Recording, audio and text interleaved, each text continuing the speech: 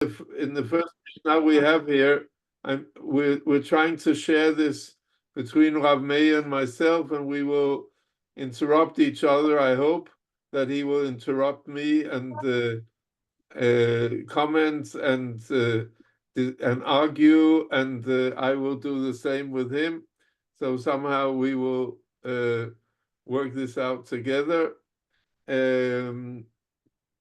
It also hasn't been sent out that we are doing the teaching this week, although because it was decided in the last moment, but we're very pleased that you're all here with us. So we are learning about Rabbi Ishmael Bar Yossi, or Yosei. And Rabbi Ishmael Bar Yosei, he was a teacher. He was one of the Tanaim from the end of the second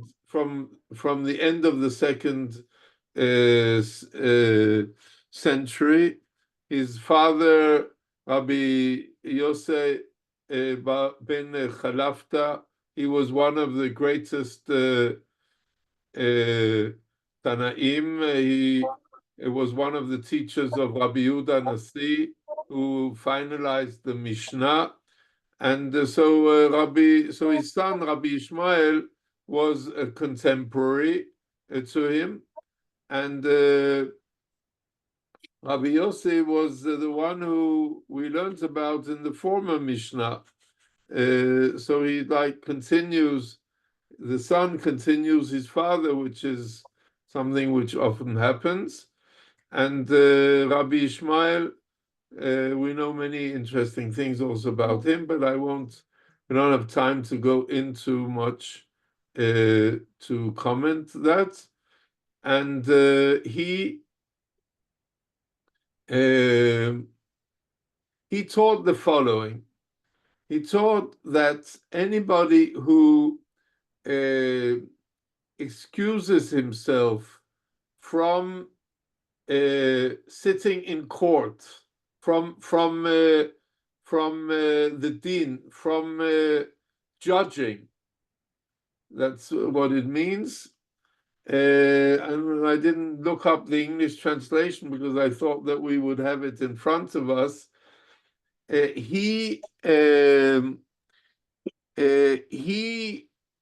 he doesn't do that, then he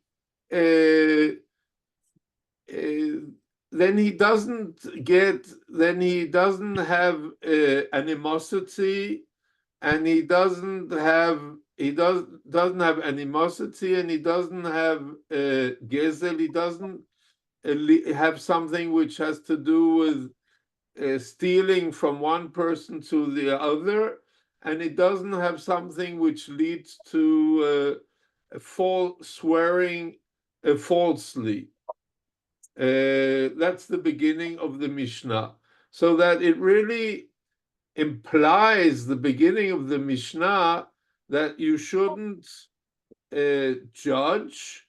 You shouldn't judge because if you avoid animosity, you avoid something which has to do with stealing something, and you avoid something which has to do with false, forcing people to come with an oath which is false. And then the Mishnah ends with saying that somebody who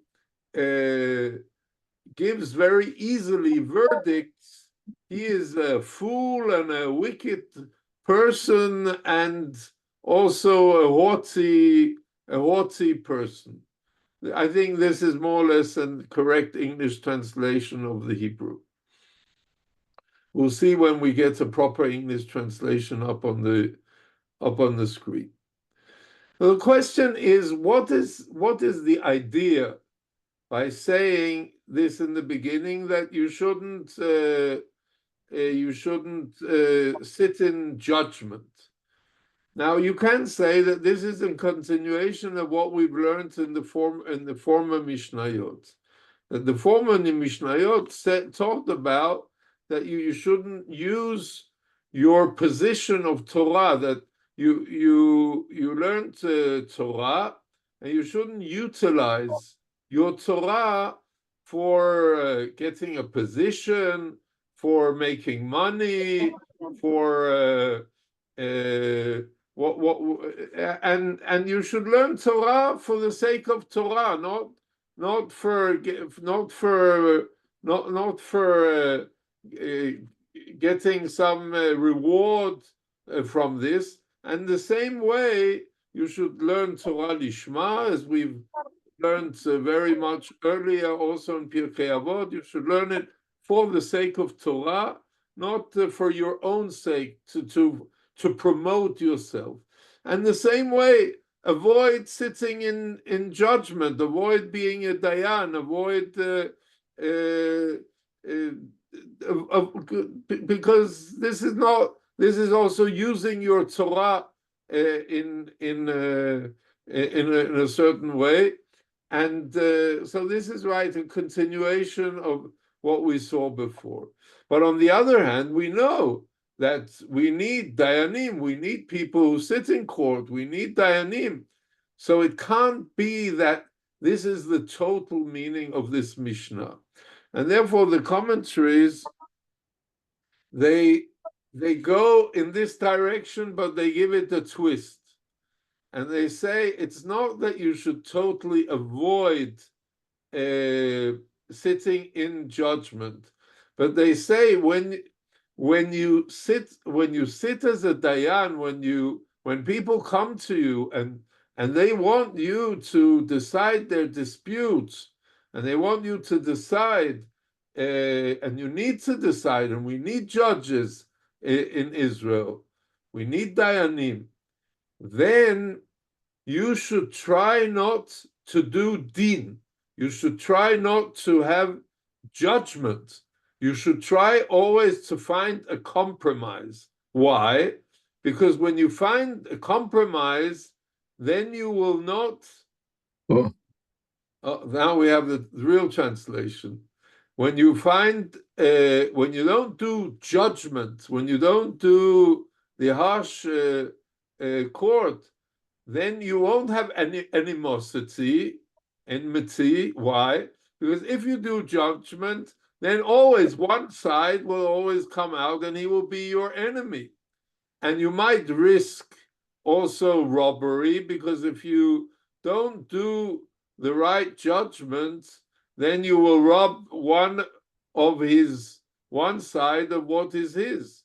And you might also lead to false swearing, because you will be the swearing will be enforced on the people, and it might be a false swearing, because when you enforce judgment, then sometimes even both sides will need. If you have a dispute between two sides, then you will need both to swear, and sometimes it will be a false swearing you come to. But if you come to a compromise, then and you don't enforce that this is a judgment, then this is much better.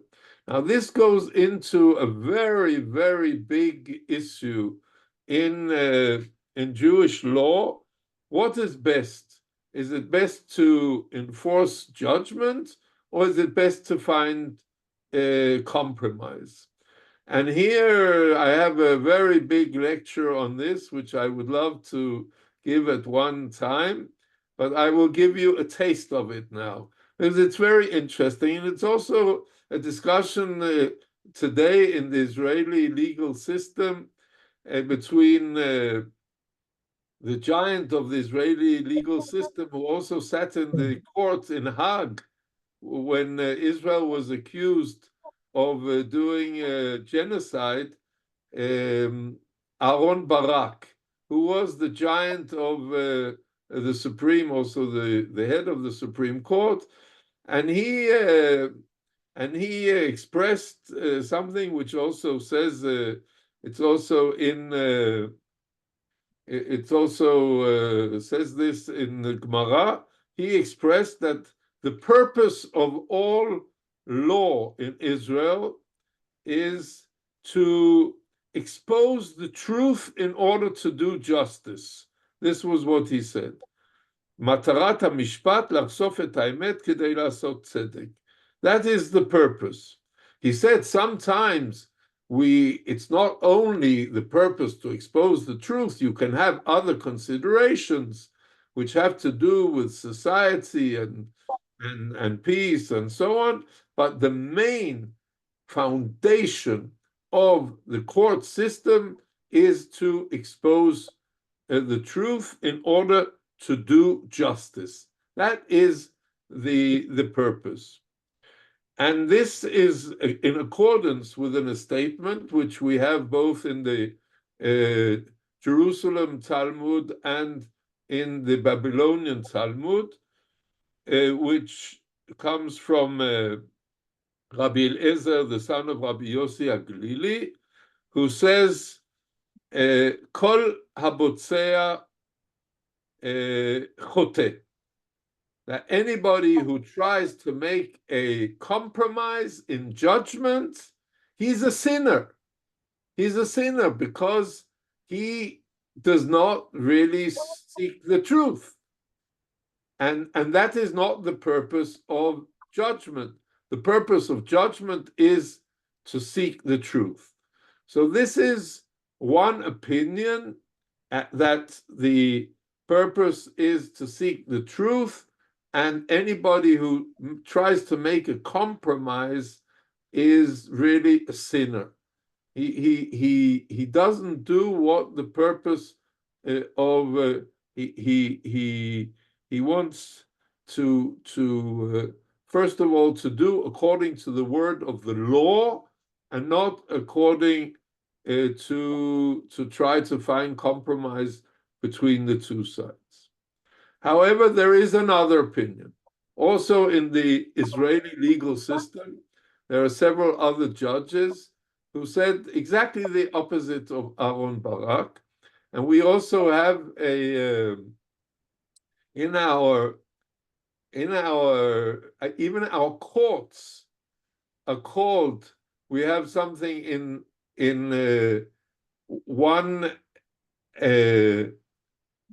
our Supreme Court is called Bet Mishpat Elyon Letzedek, Bet Mishpat Elyon Letzedek. It's the Supreme Court for Justice. And then we have something called Bet Mishpat HaShalom, which is the lower court, but it's called the Bet Mishpat for Shalom, for peace. And I think this expresses another opinion which is in the Talmud, which, by the way, is very interesting because there's a conflict here between the two Talmuds, between the Babylonian Talmud and the Jerusalemite Talmud. A very, very, very interesting conflict, which, again, I can't go into the depth of, but give you a taste of. It comes from a verse in the Bible, and it's in the Talmud in the tractate of Sanhedrin. And both are quoting a rabbi called Rabbi Yoshua ben Korcha. And he says, mitzvah livtzoah, that it's a mitzvah. Not only is it not a sin, but it's a mitzvah to find a compromise. It's the judge, first of all, should try to find compromise, not to judge, not to enforce his judgment, but to find compromise. And then he explains the following. And I'm going now according to the Jerusalemite Talmud. He says, the following. מקום שאין אמת, אין צדק ואין משפט. No, no. He says following. Emet umishpat shalom. This is the verse in the Bible. Truth, judgment, and peace. Kol makom sheyesh emet, ein mishpat shalom. Everywhere where there is truth, there is no judgment of peace. Yesh shalom, if there is peace, ein mishpat emet. If there is peace, there's no judgment of truth. Eze emet sheyesh po mishpat shalom, where is there truth and also a judgment of peace? Have omer ze bitzua. That is when there is compromise. If you didn't follow this, it's okay. The idea, what he's saying is that the only way we can combine all three values we have in this biblical verse, truth, judgment, and peace, the only way we can combine all three values is if we have compromise. Now, you might be able to ask me, how can that be? If it's compromise, it can't be truth because it's compromise. It can't be truth. It's not. So he says in the Jerusalem, according to the Babylonian Talmud, you would be right in this question. According to the Jerusalemite Talmud, there is a higher level of truth, and that is compromise. That is the higher level of truth. There's no such thing in our world as a total objective truth. The higher level of truth is compromise. And that is also judgment. That is the real judgment. It combines truth, judgment, and peace all in one. So this is also going back to what is in our Mishnah. The real way of judging is to bring all the factors together in a higher synthesis, and that is the real compromise. The real compromise which we should seek to find in judgment. And then the end of the Mishnah says, if we just go up to the end of the Mishnah, I can't go up there. Yes, I can. It says, he whose heart is presumptuous in giving you can't just be haughty and presumptuous and think that you know everything and so on. You're then foolish, wicked, and arrogant because you're foolish because you think that you know everything, and if you don't go into the depth and you don't listen properly to people and so on, and you're wicked because you will very often come to the wrong decisions, and you're arrogant. Obviously, you're arrogant because you think you know everything, and you don't. You should listen to people, and you should listen to your friends who you're sitting into court with, and therefore you shouldn't just think that because you've sat so many times in court and so on that you know things. But you don't. You need to listen properly to people, to go into the depth and listen to people, and this is also part of being a dayan, always. Rav Meir. Yes, thank you very much. Again, as Michael started, this Mishnah could mean actually that you should avoid altogether. Rabbi Ishmael said, he who refrains himself from judgment rids himself of enmity and so on. That is, do not be a judge at all. Let others do that. There are those that are better than you, because people, as Rav Michael said, people will hate you and so on. And I think you could understand this Mishnah in that way.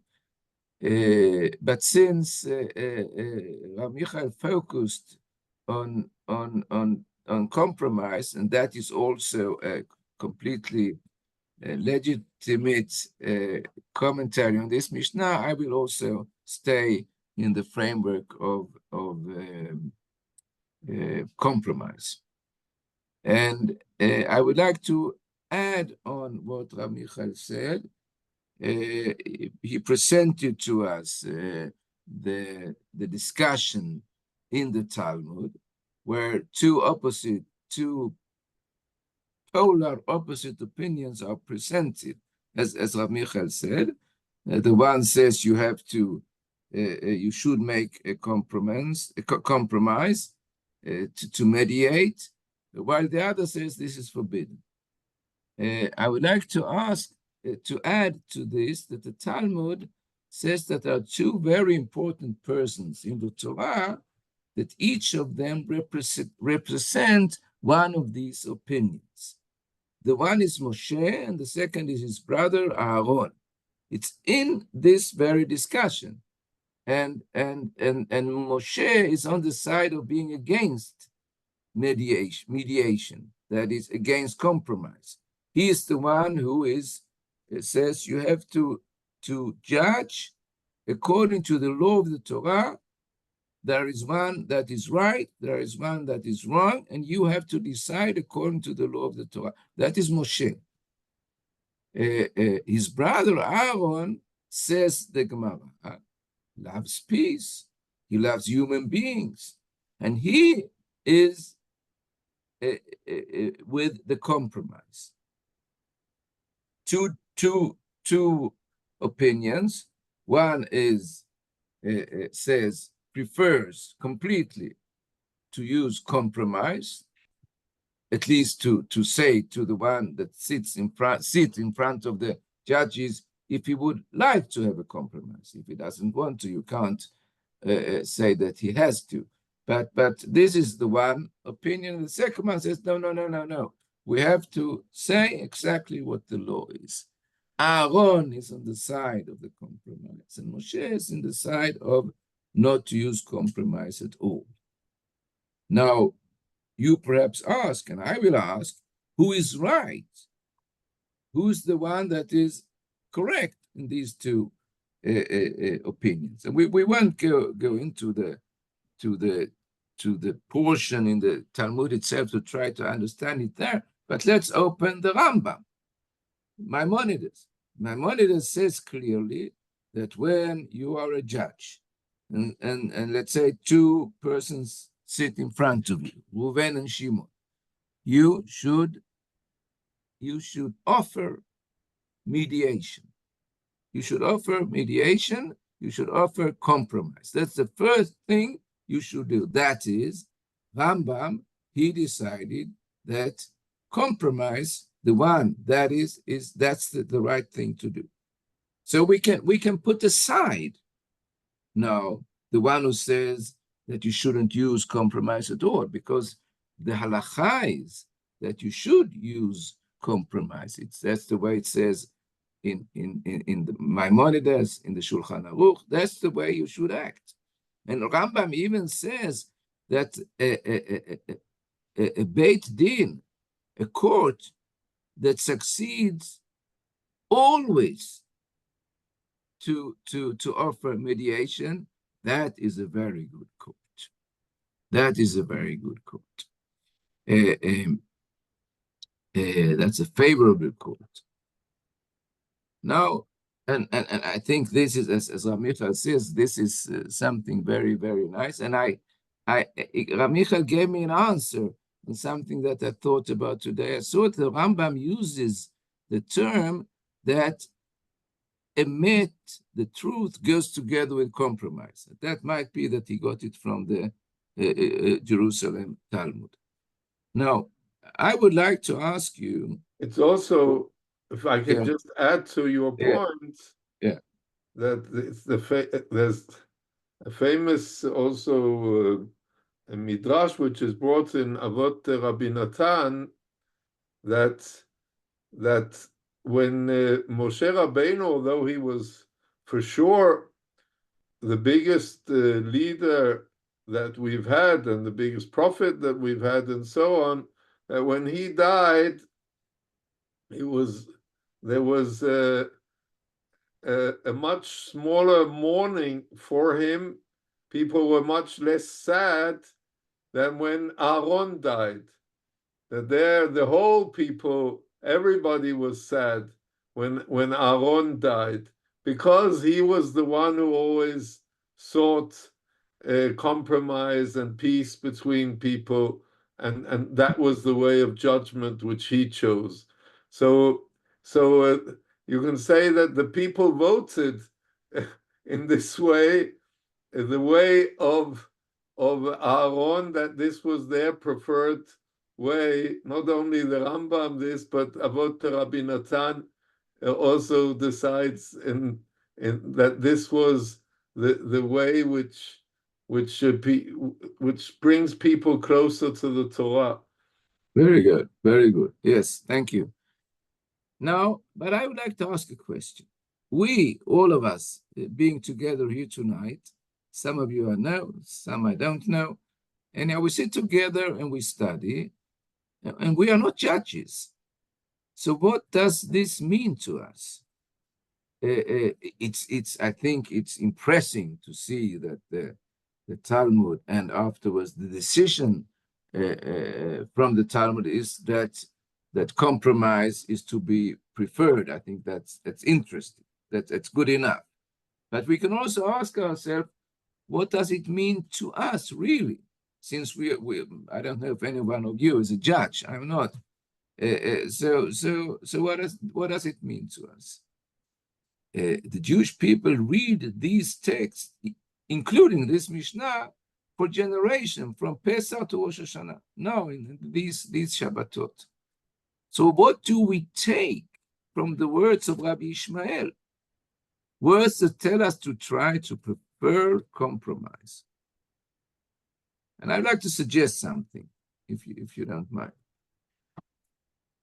Since the opinion that prefer mediation is the right according to Halakha, as I said before, and it's represented by Aaron HaKohen, so the message might be that we should try to educate ourselves to be like Aaron. Just as we learned together in the first chapter of Pirkei Avot, that Hillel commands us to be a pupil of Aaron, to be like Aaron, to learn from Aaron. Aaron who loves peace and loves the human beings. And my friends, there are, of course, compromises that are not in the framework of a court, but that we meet again and again in everyday life. I would say that the actual meeting between two persons demands a compromise. You know, my friends, that when you see an enormous number of persons, 600,000, you praise Hashem, you say bracha, you say this is wonderful. What's the great wonder? And the Talmud answers that you see so many persons and they all differ. They all differ. And the Talmud says this in the following way: they are different. They differ with different faces, as well as with different characters, or perhaps different opinions. כשם שפרצופיהם שונים, כך דעותיהם שונות. We differ. We have different. We look different. Thank God, and we think in a different way. We have different opinion. We have different characters. That means that at every meeting between two, you need a compromise. Because in order to approach the other, you have to compromise. That is to leave something behind of your way of thinking, of your way of being. All of what you is can't be a part of the meeting because he or she is different. So in order to meet, I have to sort of make a compromise. You usually say that the compromise, when it is a good one, is a win-win situation. Let us say, let's make an example, which might not be very good, but let's say that a compromise, a solution, a compromise in a certain quarrel or something is that we should eat hummus together. Me and someone else. That would be a good compromise. Now, Meir, I don't like hummus at all. So, and then they will say, listen, it's a win-win situation because you don't like it, but it's healthy. It gives you stronger nails. It's good for your eyes or whatever. True, you don't like it, but you have a side where you win. I'm making sort of a bit fun of it, but there's a win-win situation. But as I think Michael hinted, there might be a higher form of this win-win. He loved people and he loved peace. Therefore, the meeting itself is what you win. Being at peace with others, that is the win situation. Because what the Talmud stresses in the very portion that Michael mentioned is that Aaron was a person who loved peace. And therefore, I think when the Mishnah says, don't decide sort of harshly exactly what the truth is, but try to offer a compromise, I think we could learn for this that if we are like Hillel, that we love peace, that might be the highest love that we have. Love our wife, our husband, our family, but if we love peace, then reaching peace is a win situation. And I think that there we who listen to this Mishnah, talking to the judge, to the shofet, to the dayan, but we are also sort of judges all day long when we meet others. And if in these meetings, as I already said, I sort of repeat now what I'm saying, then we should be like Hillel and to compromise with what we are and what the other side is. I would like to end this small piece by telling you something that, it says in the Torah that Yaakov, our father, he loved his wife Rachel. And then the Torah says he loved her, be'ahavato ota, loving her. It's a bit superfluous. We don't say loving her. We know that it's talking about Yaakov loving his wife. What is loving her? Be'ahavato ota. So there was an interesting person in the 18th century called Amagid Midubno. And he said the following, listen, sometimes we say that we love something, but actually we love ourselves. Let's say I love licorice. I do love licorice. So I say I love licorice. I don't love licorice, I love myself. Licorice isn't the object of my love. The object of my love is me, myself. I like it, the sweet taste of the chocolate or the licorice or whatever. And that could be the case also when you love another person, that you actually only love yourself. That someone loves someone, but it's actually because it's good for me to be together with him or with her or something. And therefore the Torah said, Yaakov loved Rachel ba'avato ota, loving her, that it is sort of left his territory and went into her territory. And leaving her territory doesn't mean that you have to leave all your identity, but you have to make a kind of a compromise.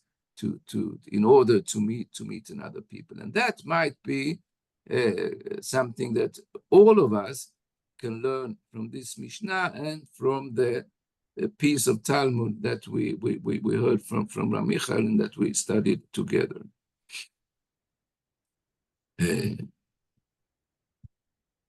Okay. Oh, beautiful. So I think that we continue with the next Mishnah after this beautiful addition. And the next Mishnah talks about that he continued to teach, and he used to say, a judge not alone, for none may judge alone save one. Who is the one?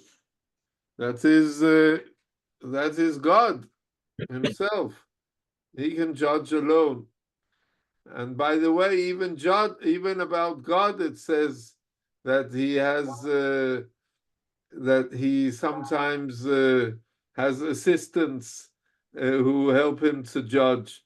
That there are in the heavenly, allegorically, of course, in the heavens there are those who are for and against in the heavenly judges. But of course, it's God alone who decides. And human beings should not judge alone. And so that's the first part of the Mishnah. And the question is, what does that mean? Judge not alone, and this is a rule in the Talmud that you should not judge alone, because if you judge alone, there is no you do not come. There needs to be a decision making between different minds, a negotiation between the judges. And if you're alone, you're alone. And there can't be that decision making. And therefore, the Talmud says very clearly in Sanhedrin that in normal cases, there need to be at least 3 judges. And in capital punishments, which we haven't had for a long time, of course, there needs to be at least 23 judges, and you can't judge alone. However, there are a very, very few exemptions from this case. If in certain financial terms, if it's a question of property and what we call dinei mamonot, there are certain cases, if you're a very, very experienced judge and an expert on certain issues, and both sides agree that you can sit alone, then in these specific issues, you can judge alone. But even then, it says that it's preferable that you take people to advise you when you sit in judgment, and you really shouldn't judge alone. But for sure, in all other cases, you don't sit alone in judgment. You need to be at least 3 in judgment. Well, that's the simple meaning, and the deeper meaning of this statement. And then when you are, even if you're an expert and you're much more experienced than the other 2 judges, then do not say you need to accept my view, because they are free people. They have their own minds, and you can't enforce your view on the other's view. And even if you're a bigger expert and more experienced and so on, we have the principle from the Torah already that we follow the majority view. Acharei rabim lehatot, it says that in the Torah that we always follow the majority in all cases, and it doesn't matter who is right or who is the bigger expert. The majority decides, and you cannot impose your view on the other two judges, even if you think that, or even if you objectively have more experience and are more smart and so on than the others, you shouldn't even try to manipulate them in arguments and so on. You need to have a decent discussion. You can try to convince them and bring the arguments, of course, in the discussion between the three judges, but not to manipulate them and not to use your authority in order to impose your view on their views. Perhaps. Meir? Perhaps it's like you spoke about decision making, that is decision making by more than one. Perhaps it's Rabbi Ishmael continues what he said beforehand. He said, I prefer that would be compromise. That is the two people sitting in front of me, one Reuven and one Shimon, whatever they would be called, that they together, I can offer them something, that they will do a compromise together. And then he said, okay, but if you don't do that, at least don't judge alone. Because then again, it becomes something very, very narrow. One person decides, but if three sit together, and this decision-making, as we said before, people are different. So three different persons, they decide together, then perhaps it will be more human and more correct. I would like to add to it that I have a good friend here in La Ville, that he is a very experienced lawyer for many years, and he says that compromise is to prefer, but because it's more true.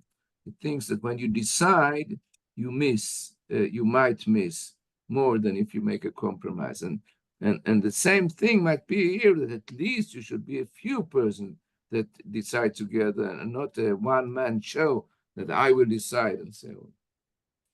I can also add to this that in practice, I have the honor here of leading the here in Israel, the National Mediation Center, and part of our work is in the courts in Israel, where very often the parties are sent to mediation, and we then have the experts of finding compromise. It's called tzedek me'acheh in Hebrew, and it's called tzedek. It's tzedek me'acheh, and it's judgment, but it's finding compromise, and we have experts in this, and the judges very much prefer to use our people who have been trained in this and are experts in finding ways to avoid judgment, and it's a far better results, as Rav Meir said, from experience, far better results than imposing the din, imposing the judgment on the parties. I suppose, I think sort of aloud, that all this could only be in matters where there is a quarrel between two persons, in criminal cases or something. I don't see that you can have a compromise or something. No, but also in criminal cases, we very often go in. Yeah. There needs to be if a crime has been done, there needs to be a judgment.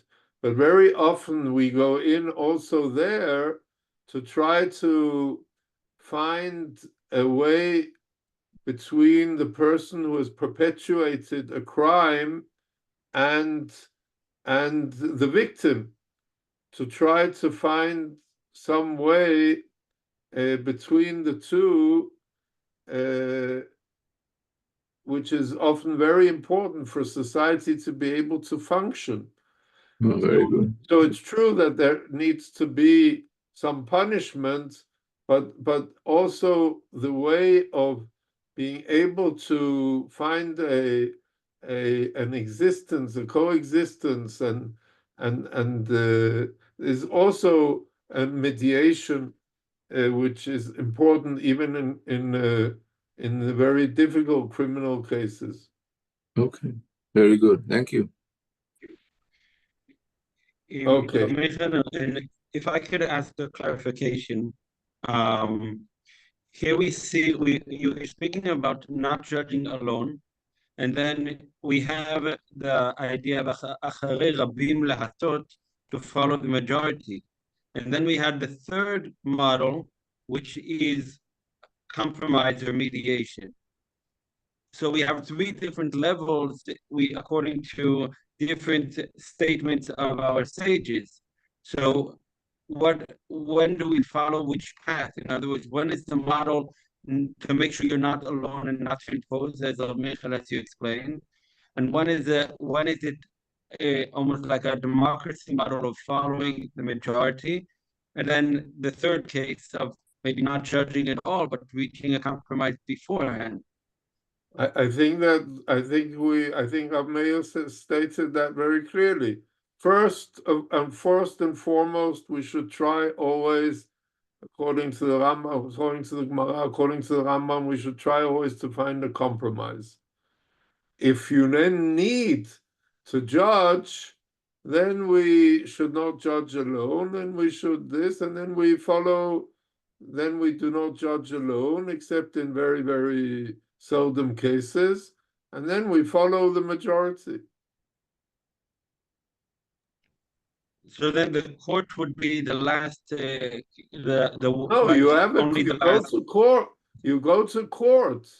You go to court, and the court decides that you. Sometimes you go to court. You go to the rabbi. It doesn't matter, and the rabbi says, let's find a compromise.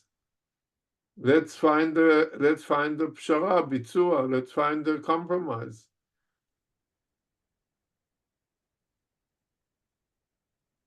Or the court says, let's or send it to experts and compromises.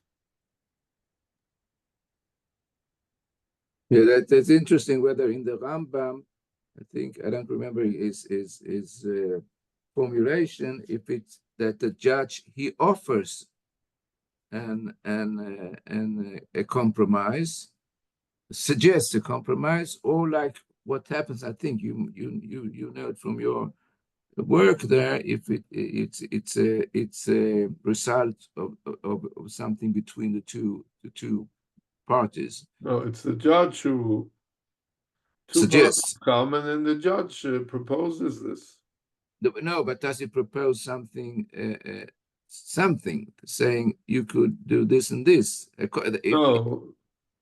suggests, mostly not. Mostly not. He asks the parties, or he asks others to help in this. Yes. Okay. Think we could compromise and finish 2 minutes before the end. Yeah, but I think that Rav Moshe David will want us just to mention the third Mishnah, otherwise. If Rav Moshe David says. Will you take it, or shall I? Or what? Yes, I can take it. It's a very hard Mishnah. It's not a Mishnah for 2 minutes. Rabbi Yonatan said, whoever fulfills the Torah out of a state of poverty, his end will be to fulfill it out of a state of wealth. And whoever discards the Torah out of a state of wealth, his end will be to discard it out of a state of poverty. Which is, these are very nice words. The question is this a kind of a promise? He who fulfills the Torah when he is very poor, at the end he will be rich. And he who doesn't deal with the Torah when he's rich, he will be poor. It's good to say that someone who though his economic situation is very bad, still he deals with the Torah, he fulfills the Torah. That is, of course, very, very good, and should and he is worthy of getting a reward. But it says here that he will get it, and that's a bit difficult. And also the other way around, he who is wealthy and he has much more time, he can study Torah, and he will at the end be poor. So I don't know if this really means that will happen, or only to strengthen us that even when we are in a very bad state, perhaps bad health, or we don't have enough money and so on, still we shouldn't leave the Torah. And then, of course, if we have money and time and so on, we should cling to the Torah. I don't know. I have like two comments on this, with your permission. Yeah, very well. One thing is, I think that this is a continuation of what we've learned before, that you shouldn't make the Torah. I don't think you shouldn't use the Torah in order to become wealthy. And like we said before, shouldn't use it to become wealthy, and you shouldn't try to get position, and you shouldn't try. You should try not, this is the whole, you should learn Torah for the sake of learning Torah. And not, so it continues here and says that don't be afraid that if you're learning Torah and you're poor and so on, so don't be afraid that you'll manage. You'll manage. God says it'll be, no, you won't be, it's not you out of a state of wealth. You'll be okay. You'll be okay. God will provide, as we say. God will provide. Somehow you'll be okay.